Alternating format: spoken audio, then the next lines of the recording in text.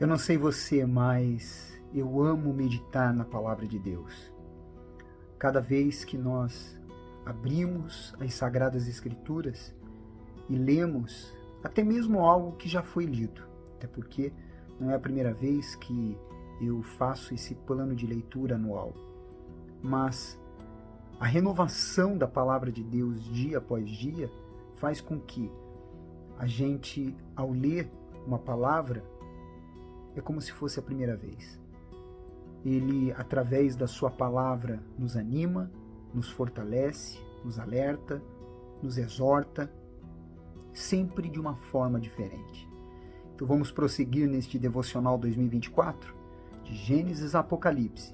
Se por acaso você não leu ainda até aqui, então acompanhe os vídeos anteriores que estão aqui para que você possa caminhar conosco até o dia 31 de dezembro, quando vamos fechar o livro do Apocalipse, de Gênesis a Apocalipse, tá certo?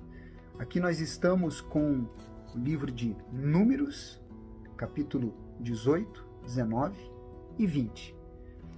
O que me chamou a atenção nestes capítulos foram os seguintes detalhes.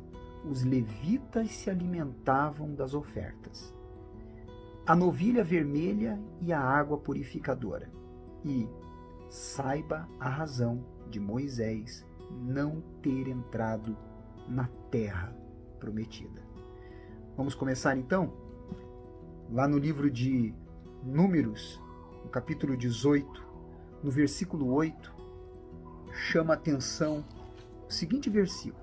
Disse mais o Senhor a Arão: eis que eu te dei o que foi separado das minhas ofertas, com todas as coisas consagradas dos filhos de Israel. Dei-as por direito perpétuo, como porção a ti e a teus filhos. Os levitas, eles não plantavam, até porque eles não tinham terras que eles haviam sido eles não foram sorteados para possuírem terras. Então, em cada uma das tribos, eles tinham um espaço onde eles viviam, onde eles moravam. Mas a dedicação deles era totalmente em servir a Deus, estar dentro do tabernáculo, como já falamos em alguns vídeos anteriores. Então, por esta razão, eles eram autorizados a se alimentarem de determinadas ofertas, aquelas que não eram totalmente queimadas pelo fogo, porque aquelas que eram totalmente queimadas pelo fogo eram exclusivamente do Senhor. As outras, que de alguma forma elas eram separadas do fogo, então serviam aos levitas. Como hoje em dia nós vemos em muitas igrejas, em muitas denominações, pastores que eles vivem das ofertas para poderem sobreviver e fazer a obra de Deus. Claro que nós vemos e temos visto à torta e à direita, principalmente vemos aí pelas redes sociais, alguns que até se aproveitam disso, mas isso compete a Deus, não a nós, não é verdade? Bom, no versículo 20, ele diz assim, olha só, disse também o Senhor a Arão, na sua terra herança nenhuma terás, e no meio deles nenhuma porção terás. Eu sou a tua porção, e a tua herança no meio dos filhos de Israel. Olha que maravilha. Deus, ele animando os levitas, porque eles com certeza viam as demais tribos possuindo as terras, e você vai acompanhar isso no decorrer das nossas meditações aqui. Deus então chega através de Moisés e Arão e fala para que os levitas tivessem essa consciência. A herança de vocês sou eu. Olha só que maravilhoso, olha que especial. Eles eram pessoas privilegiadas pelo que eles viviam naquela ocasião, como um canal entre Deus e o povo. Eles foram separados para este propósito. No capítulo 19, nós vemos Deus falando sobre a novilha vermelha e sobre a água purificadora.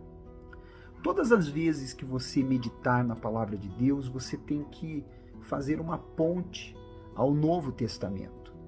Muitas passagens bíblicas são profecias que anunciam o Senhor Jesus, anunciam o juízo final. Por exemplo, a novilha vermelha, quando você lê com o entendimento espiritual, avaliando quem foi o Senhor Jesus, você vai observar que ela, a novilha vermelha, ela representava o sacrifício do Senhor Jesus Cristo, que derramou todo o seu sangue em nosso favor, ao ponto de, quando furaram o seu lado com uma lança, um dos soldados romanos, saiu água dele, porque o sangue já tinha sido derramado. Essa água purificadora que se refere nesse capítulo é a palavra de Deus, que quando a novilha vermelha, Jesus, se oferece ou é oferecido por nós, então a água purificadora que se mistura com todo esse sacrifício nesse cerimonial é a palavra de Deus que nos lava. O Senhor Jesus, que é o Verbo, ele é, na verdade, a testificação das Sagradas Escrituras, a água purificadora.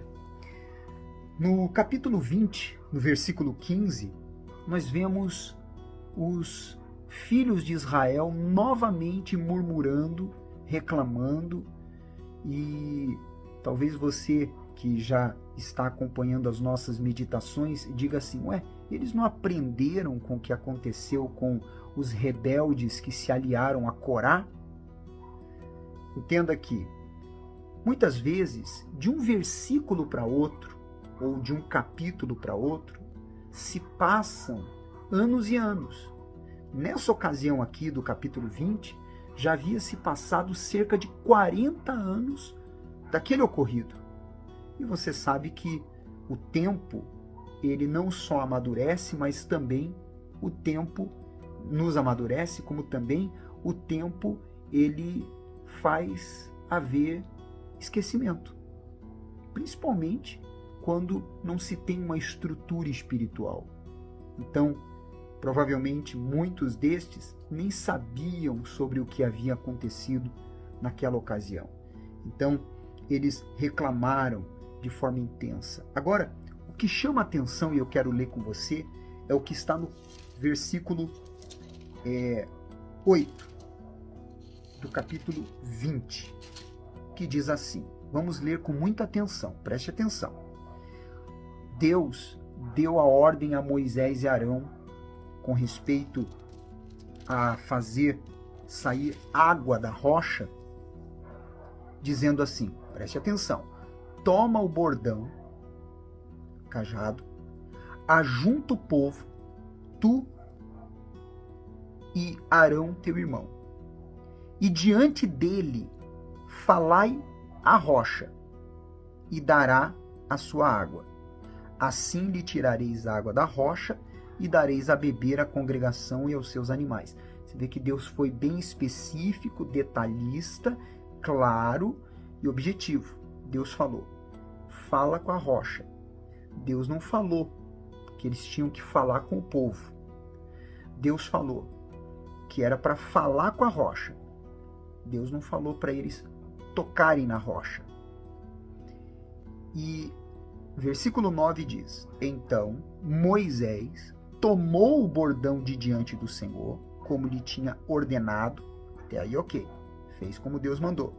Aí diz, Moisés e Arão reuniram o povo diante da rocha, e Moisés lhe disse, ouvi agora, rebeldes. Deus não mandou eles falarem, Deus não mandou Moisés falar isso. Deus falou para Moisés falar com a rocha. Porventura faremos sair água desta rocha para vós outros? Faremos sair água da rocha.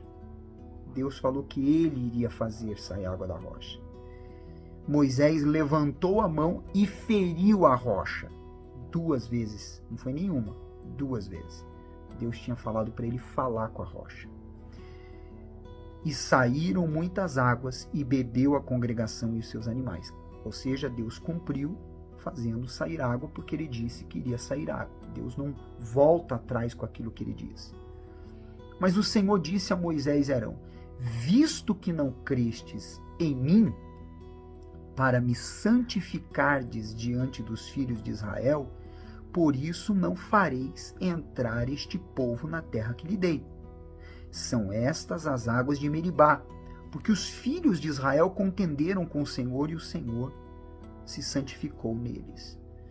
Interessante nesta palavra é que nós vemos aqui Deus falando: vocês não me santificaram perante esse povo. Quando é que nós santificamos a Deus diante das pessoas?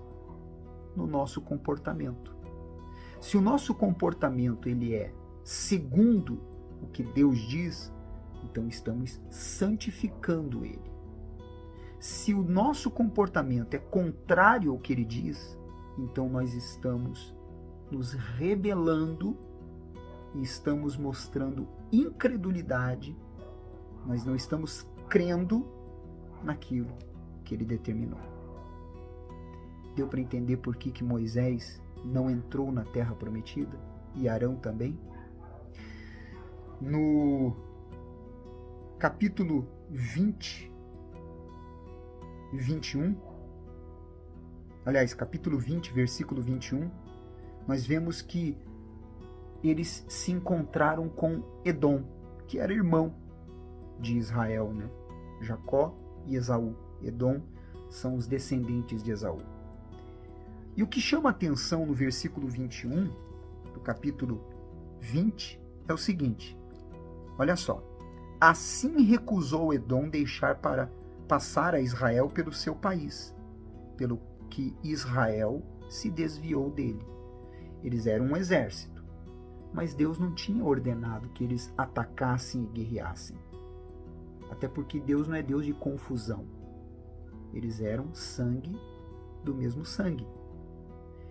E Deus aqui direcionou que eles recuassem, que eles se desviassem.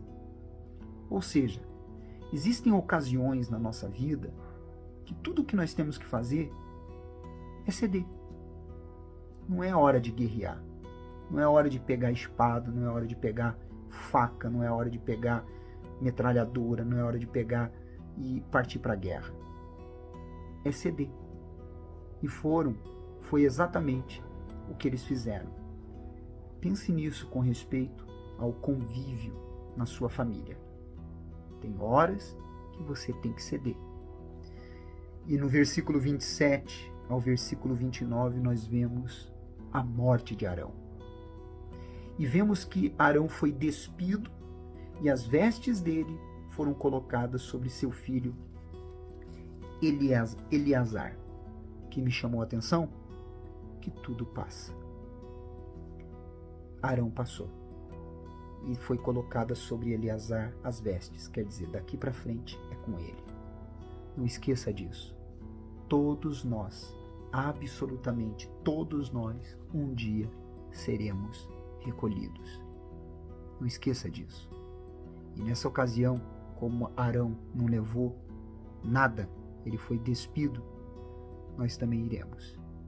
Sem carro, sem dinheiro, sem casa, sem conta bancária, sem nada.